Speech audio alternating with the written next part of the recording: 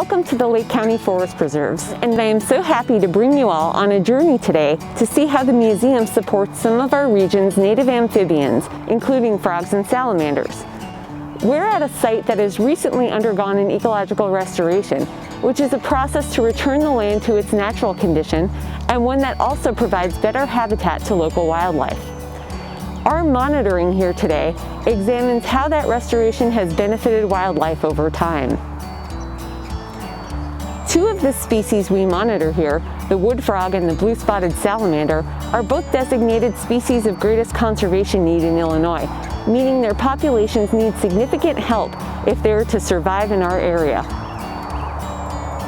Blue-spotted salamanders are small species that live in the woodlands of northeastern Illinois, relying on these small vernal pools that form in the spring and laying their eggs in these temporary ponds.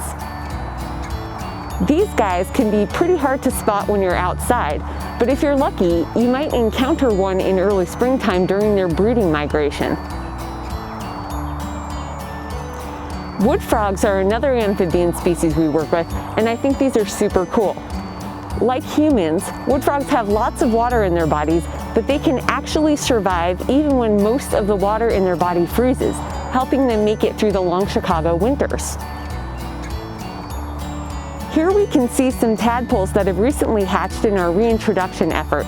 We'll keep an eye on them as they transform into froglets and examine their survival as part of our effort to reestablish the species in the region. Like many of the animals that rely on Illinois' once vast natural lands, these species' habitats are now threatened by human development and changing climate conditions. Both rely on wetlands, which have been particularly hard hit as the land has been developed and divided up by roads. Some of our strategies to support their persistence are to monitor changes in their population trends as restoration management occurs, and we conduct pathogen surveillance. We can help them overcome obstacles like habitat fragmentation by using reintroduction techniques to promote reestablishment and improving their survival during the most vulnerable times in the life cycle, such as protecting the developing tadpoles until they reach metamorphosis.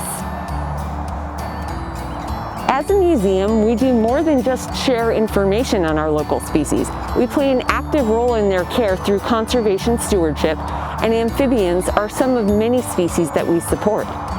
We lead and partner in several monitoring programs like this one.